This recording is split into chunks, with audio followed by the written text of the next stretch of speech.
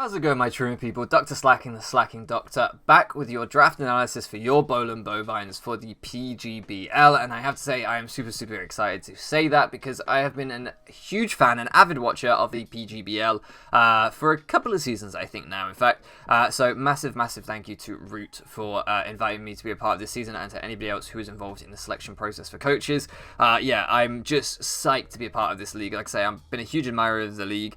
Originally, when this league was supposed to return for this season, I couldn't commit to doing it, and I honestly was gutted. It was one of the hardest messages I've sent, as stupid as that sounds, but when Root first reached out to me and said, did I want to be a part, and I had to say no because I was too busy and didn't want to let him down, I was genuinely gutted because this was a league that I've always wanted to be a part of for a long time in my draft career. So yeah, when he delayed the start of the league and then reached out to me again, said there's still a spot if I want it, I was so grateful and yeah, really psyched. So if you guys are new here and you've never seen one of my draft analysis before, never watched me before, I basically prefer to do these as like a draft announcement. I prefer to rattle through it as quickly as possible. I did just record this once before and it was way too long, so we're doing it again and we're going to try and be fast. We're going to try and be speedy and plow through. So enough waffle, let's get into this. The first pick for your Bowland Bovines was our Mega. We were allowed to give our feedback on the tiering before the season started, and I said, move this thing up a tier. It's too good. It cannot be in that tier. For whatever reason, it was left in that tier. And hey, I'm not complaining because part of me didn't want to say that it should get moved up because I wanted it in that tier and I got it in that tier. So I don't care. This is a bit early. We kicked off with Mega Alakazam round 1. Now, I should say I think this was a 12 to 14 coach draft, standard GBA style tiers. And this was in tier 2. And there's nothing like broken unbanned. Mega Mawile is like the only Mega that's ever been banned that is unbanned. Nothing like Mega Kang, Mega Latios. Not that I think Mega Kang's broken anyway, but none of those things were unbanned here, so it's not like they were like Uber's Megas or anything. Mega Alakazam was just in... Look how weird its fingers are. Oh, I wonder its spoons float. How would it even hold them? Oh, its fingers are gross. Oh, its feet as well. They're really gross. Anyway, yeah, I don't know why this thing was in tier 2. I'm guessing the powers that be in the PGBL just don't think it's good. Fair enough. I think it's fantastic. So yeah, to be given points to take Mega Alakazam, I snapped the hand off. I took it round 1. There was no way I was passing up on this. I knew that I wanted this as soon as I saw it in tier 2. 150 base speed, you can see there, 175 special attack. This thing is a great late game cleaner, great mon. It is going to be nicknamed Gato this season because I love me some chocolate Gato, and look at those spoons, that's me digging in. So, round 2, what did I pick up? Well, one of the things that has always put me off Mega Alakazam is that I hate the fact that, like, Scarf U-turn, either you sack your Alakazam to it, say like a Dalmanitan Scarf to revenge kill you with U-turn, you either sack your Mega Alakazam to it, or you switch out and give your opponent momentum. I hate that. I like to have momentum in my playstyle, so yeah, I 100% knew that I needed something to try and stop that. So we picked up Zapdos. In my opinion, I went back and forth with Ben on this and then ignored his advice, but I think this is the best way of preventing Scarf U-turn or U-turn revenge killers to Mega Alakazam in the format, because Static plus Rocky Helmet can stop them from even coming at team preview, right? At team building stage, you might say, well, I could bring Scarf Dalmanitan to try and revenge kill Mega Alakazam, but if I U-turn into a Zapdos and I take Static and Rocky Helmet, and then I'm not faster than Mega Alakazam anyway, that's a bad time. So this way I can kind of try and stop people from even trying that route to begin with. And if they do bring that route and I do get the static on them, then they aren't going to be able to revenge kill Mega Alakazam. Ben felt that Taunty could do it better with Rocky Helmet and fast U-turn to recover momentum for me, and I do agree with him that that is a fantastic shout. However, I felt like slowing those things down for Mega Alakazam with potential static or even stopping it from coming in the first place was more beneficial. What else does Zapdos do? Base 125 special attack. Don't sleep on it. If we can bring this thing offensive, we will. I think it's really cool. Good pivot. Good pressure staller if we want to go that route. I don't want to go that route, but if we have to, we will. And in general, I think just a fantastic mon in the draft format. I think it's very scary to prep for. One of the best flying resist there is with it being off the ground. It's very hard as a draft league player to be able to draft things that are resistant to flying type attacks, but also off the ground. Steel, electric are the 2 things off the top of my head, and rock are the 3 things that resist flying and all weak to ground. So picking up something like Bronzong or Zapdos can be very useful.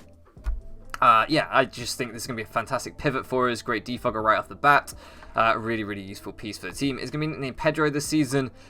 Do not ask me why. I had a look at my team build to see if I'd ever used Zapdos before and what I'd nicknamed it. I had, and I nicknamed it Pedro. I don't know. I don't know. No idea. No idea. Anyway, round 3 we picked up Lucario, and this is the primary wall breaker on the team so far. You can see that we have a Defogger and Pivot in Zapdos. We have a late game cleaner in Mega Alakazam, and now we have a wall breaker in Lucario. Double setup in Nasty Plot plus Swords Dance is incredibly difficult to deal with. This is the first Z captain on the team, and also this thing gets a bunch of priority, like Extreme Speed, Meteor Mash, Bullet Punch, Vacuum Wave. This thing, yeah, just bunch of priority, bunch of breaking options, bunch of setup options, so much coverage, phenomenal Z user. I'm hoping it'll play a little bit like Infernape in terms of being able to set up and break with it. It's just a little bit slower, which isn't ideal, but I love Infernape, so I'm hoping that I would love Lucario too. I also love Blaziken, which is another mixed wall breaker that's a little bit slower, so maybe I'll really get on with this thing. Fingers crossed, I'm hoping that I will. On paper, it looks like such a mon I will love. It is shiny on the screen right now. I'm bringing it shiny for week 1. If we win, it's staying shiny for the rest of the season. If we lose, it's not going to be shiny for the rest of the season, because I can't decide if I like it shiny or not. Do you like it shiny? I don't know. It looks kind of ill, but if it was like a bright yellow, I feel like it would look awesome. And I think I want it to look awesome, but does it look just a bit ill? I go back and forth with this. Anyway, moving on to the next pick on the team. We picked up a secondary steel type because Lucario is not the best steel type, doesn't resist fairy, for example, which is a little bit problematic. So we picked up Scissor. Again, not the best steel type, but I feel like these two between them are a good steel type. Like together they form one great steel type, maybe, I don't know. But what Scissor does is give us more bulky offense and then more momentum along with Zapdos. Those two together are pretty... not fat in terms of like hugely defensive, but 70 HP, 100 defense, and 80 speed F is okay. It's reasonably bulky, and Zapdos, of course, is reasonably bulky. U-turn gives us great momentum, Bullet Punch yet more priority, but also this thing can take on the bulky psychic types that maybe Lucario and Mega Alakazam don't love. It can come in on something like a Reuniclus, for example, and potentially Pursuit Trap it, or U-turn out and recover momentum. So there are things that this thing can do to help wear down those bulky psychics for the other two mons on the team, and again, another late game priority option if we want to go that route. Really versatile mon and another defogger. So moving on to the next pick now, we have Hearts, the Nidoqueen. Ben assures me it's the best Nido. I don't know if it's the best Nido. I prefer Nidoking in general. However, or on paper I do anyway, I've never actually used Nidoqueen, so now it's time to find out. But what I do prefer about Nidoqueen on this draft is that it is a more reliable rocker. It isn't crazy bulky, 90 HP, 87 defense, and 85 special defense, but it is bulkier than Nidoking, and if you build it right, then it's very bulky, Black Sludge recovery, etc. And with that special attack boosted by Sheer Force, or that attack even, if you want to go physical, boosted by Sheer Force with a Life Orb, it can hit reasonably hard. It isn't a premium wall breaker like Nidoking. I feel like it's a much more just balanced mon than Nidoking, than outright power, but it's a very reliable rocker, and that's what I really felt like I needed. So hopefully Hearts here can put in some work for the team. Moving on to the next pick, we picked up Hydragon. Round 6 Hydragon. Look at this team. Look at this team so far. Can we just stop for a second? Zapdos, Hydragon, Lucario, Scissor, Nidoqueen, Megazam. What? That draft is nutty. Like, that is so strong. Everything on that draft is a incredible threat. You have to prep for everything here. There's nothing here you can ignore in any matchup. So yeah, really, really cool. Really happy with this. Nicknamed Rouge, of course, because Eric cannot type Rogue, and it will forever be nicknamed Rouge because of that hilarious typo to me. It's not that funny. I just really enjoy it.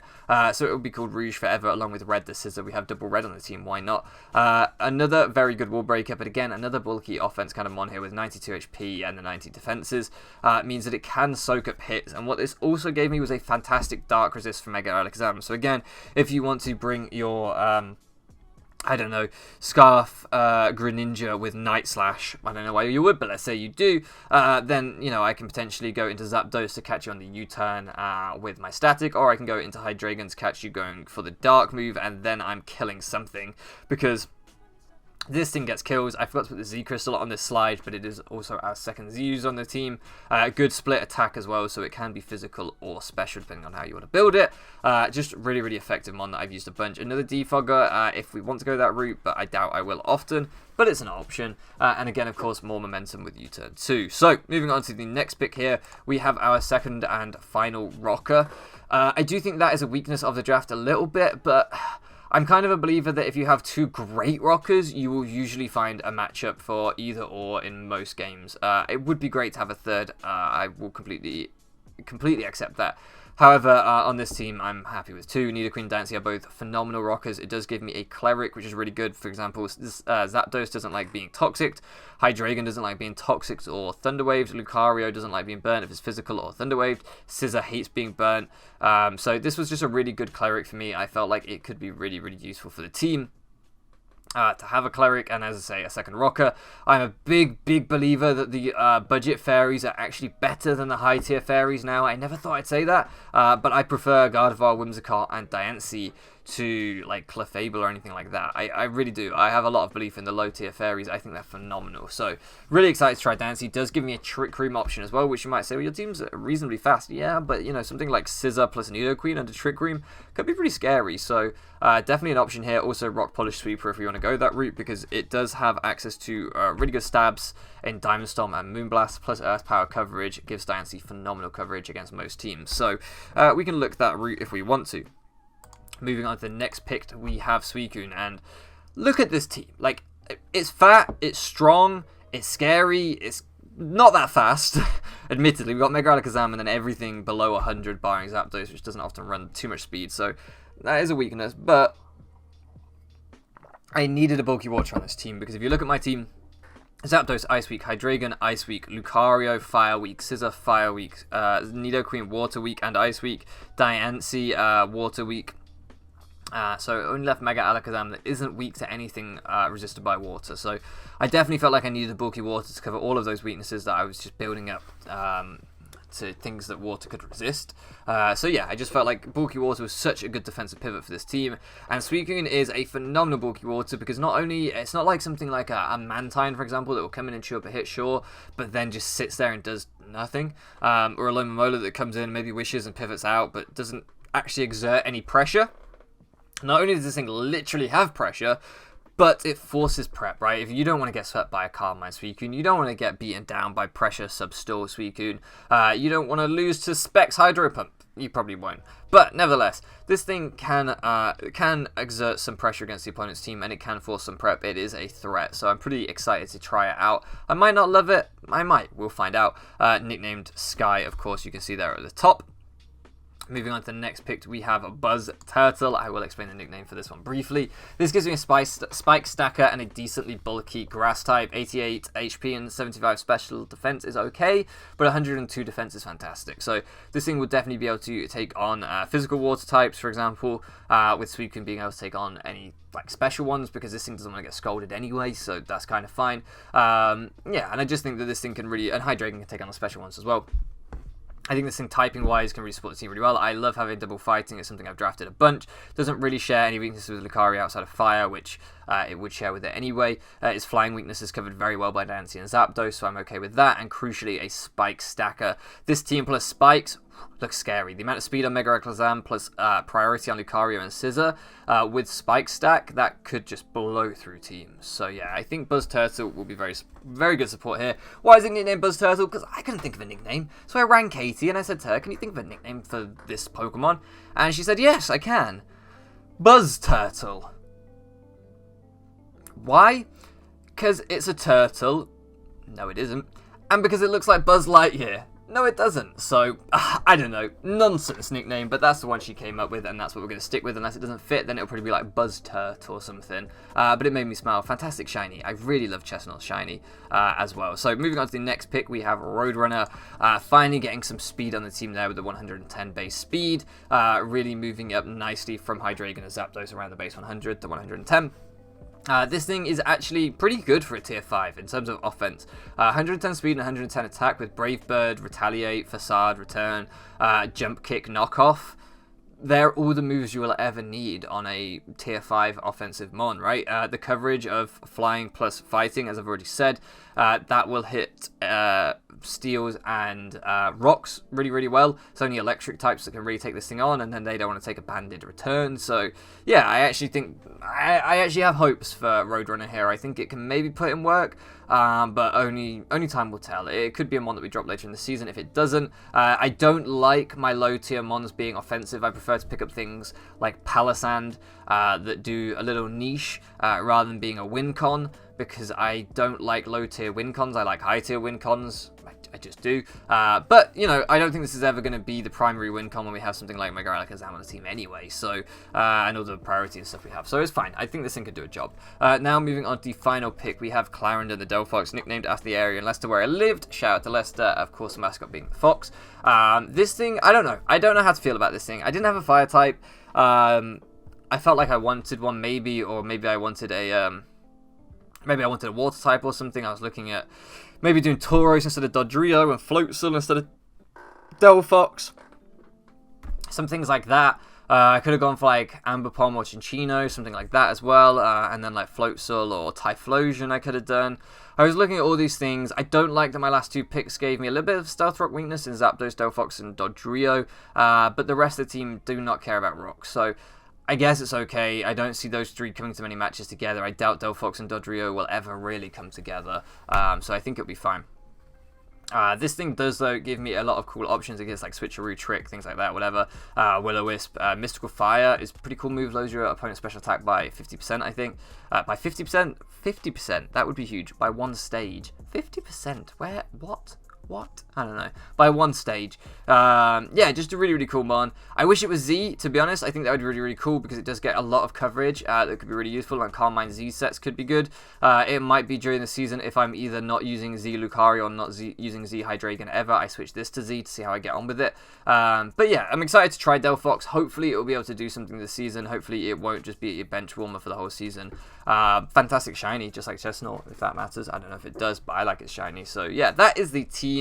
Let me know what you think down below. Hopefully that was a lot faster than the last one I recorded. I tried to speed through it. Draft analysis can be really boring, I know. You just want to know the team. So that is the team. Shout out to Root for making this slide for me. You can see here at the end with the whole team on the screen. I think it looks pretty powerful, right? I mean, we took that tier 2 Megazam, which is still outrageous to me, which enabled us to pick up things like Zapdos, Scizor, Hydragon, Suicune, and Lucario all on the same draft, which is like, we have like this kind of UU core almost of like Lucario, Scizor, Hydragon, Suicune, all like these incredibly threatening UU mons. So I think that's pretty fun. And then two OU mons, I guess, in Zapdos and Mega Alakazam. But I thought that was pretty cool.